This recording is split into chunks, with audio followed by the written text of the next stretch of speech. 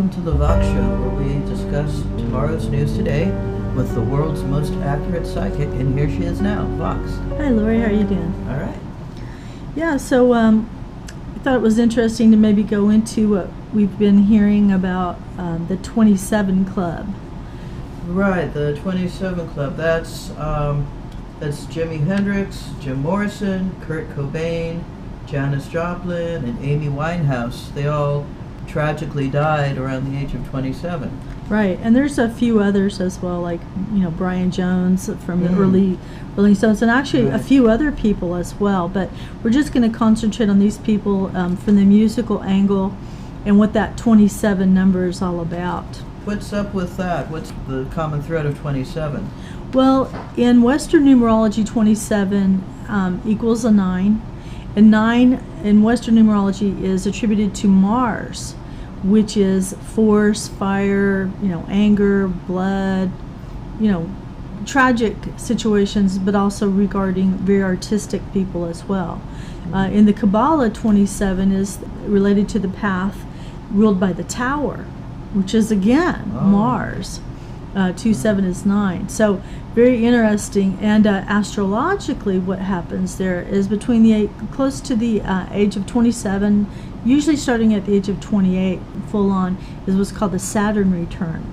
And that's a karmic placement. Saturn is the lord of karma, time, restriction, career, all kinds of things of that nature, life lessons. And when a person reaches the time in their life closest to when Saturn returns to its beginning point in the natal chart, it's called a Saturn return.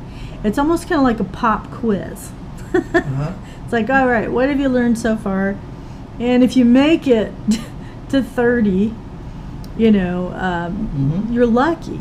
A lot of times people will come into situations that they can't handle, and it's like they haven't really paid attention, and they come into a situation and they choose very poorly. Now, I don't remember how old John Bonham was, Bonzo from Led Zeppelin. Right. I don't know how old he was, but he also died in a tragic drug-related death. Right. His definitely accidental as well. And so that's the basic idea of it. So I prepared some charts today, astrologically, and also we can ask, impromptu questions from the Thoth deck, created by Aleister Crowley and Lady Frida Harris. And we'll check out what the tarot has to say as regards that same question. Right.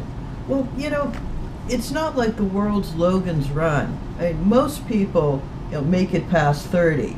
So what is this common thread that has caused these particular individuals to, succumb before 27? Well, let's check out Mr. Kurt Cobain, one of my favorite people. Something that I noticed, he also, I think, had the moon at 13 degrees Cancer, which is exactly on the ascendant of our country. And what I can see from that is that it seemed like he rose to the top pretty quickly. Oh, yeah. Crashed and burned, but he seemed, even with all his rage and anger, that he really hit a common chord with regular people. Oh, absolutely. And it was like we really embraced him in some really interesting way. Now, Kurt was born February 20th, 1967 in Aberdeen, Washington, and he died on April 5th, 1994, making him 27. And the three things that I look for in a person's chart to let me know how they're going to pass away, or how to prevent it, which is what I do with my clients. I don't predict the end; I try to avoid it. Right. But these people should have paid attention to their Mars, Saturn, and Pluto placements. Those are called three of the bad boys in astrology. Mars, we always see him with a spear, right? So he's kicking ass. He's the Lord of War. Saturn is the Lord of Time, and he's also shown with a sharp blade, a scythe. And Pluto, ruler of the underworld, also, has his weapon, which is also like a cutting element. So those are the three different planetary aspects that I look for. Now, in Kurt's case, he had Mars in Scorpio. Mars usually tells me how a person's going to die. Okay, even if I don't know what their exact time of day is, or the placement of the planet. Mars in Scorpio. Mars rules war, guns, blades, bullets, things of that nature. In the sign, and he lied, as you know. And Scorpio rules the 8th house of death. Mars in Scorpio is technically exalted on some level by its placement, but the thing here is that it shows like firepower. Saturn in Pisces, this is the real killer. He had it at 28 Pisces, and it was actually quite a few degrees before he actually hit his Saturn return, which was interesting. And what I think more than likely really fed into Kurt's death was he was having a Pluto opposition to his sun, so he couldn't see the light at the end of the tunnel. Okay, Pluto in Virgo, he expressed his deep emotions through his writing. Virgo is ruled by Mercury. Right. Okay, now what really killed him, Saturn in Pisces, was his alcoholism. Not really even drug use per se, but alcoholism, and maybe in the way that drugs, come from an aspect of alcoholism. So I really feel that he really just could not see the end. Mars in Scorpio shows he needed a quick way out. And so actually, when I noticed that these people all died within range of their Saturn return, true. But most of them, the only one here that was only really in his Saturn return was Jimi Hendrix. So who else shall we explore? Like, let's say Mr. Morrison, Jim Morrison. Okay. He was born December 8th, 1943, and died on July 3rd, 1971. He's born with Mars 11 degrees Gemini retrograde, and that indicates suffocation. Mars in Gemini, like something happening to the chest or the lungs, not really the heart per se. Saturn was also in Gemini retrograde, so I really feel he really did technically drown. Supposedly he died of a heart attack in the bathtub. And then we had Pluto and Leo also retrograde. Now that's the one telltale sign to me that a heart attack could have really happened, but in conjunction with the placement of where he was at the time, I feel like it was a combination, suffocation and a heart attack. So the heart attack might have made his bodily functions go out of whack, and then he slid into the bathtub and drowned. I also do believe both he and Brian Jones actually died on July 2nd. They actually told me that. Oh, okay. Clairvoyantly, of course. I guess it might be a good idea to tell people I am a born clairvoyant, clairaudient, and so I'm a natural psychic. And during my life, I decided I wanted to hone in and figure out how this stuff worked. So I became a master of tarot, numerology, astrology, and a few other sacred sciences. But anyway, so that's what we have about Mr. Morrison, and he technically died closer to his actual start of his Saturn return. So that's kind of sad.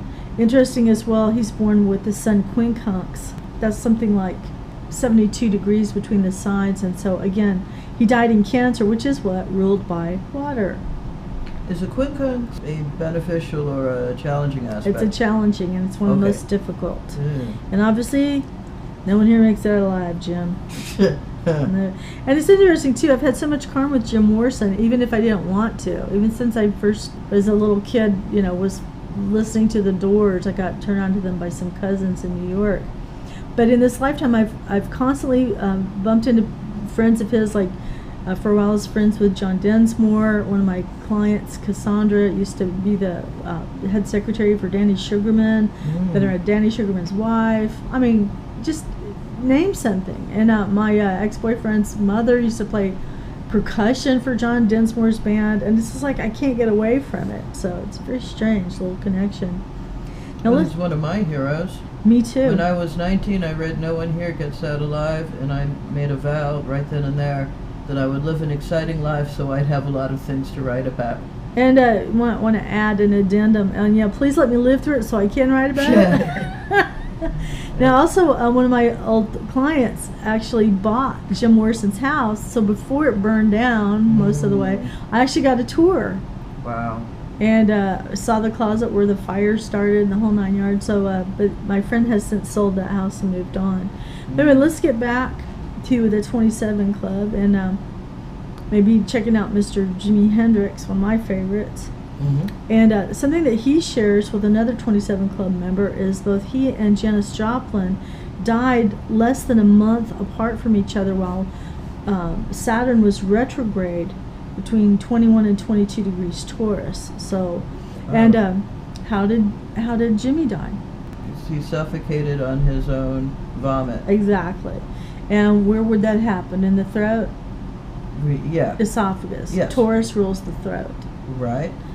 And he died. Saturn in Taurus really Oh. knocked his lights out, like Oh, literally. wow. Now, interesting again.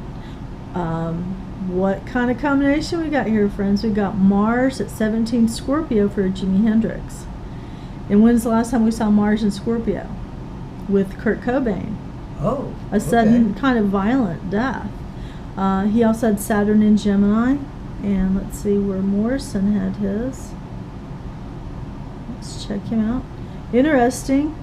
Morrison had Mars in Gemini retrograde. So so far we're seeing what? We're seeing a Mercury Mars clusterfuck, basically, that has killed some of these people. Mm-hmm. So the main idea here is recognizing the combination.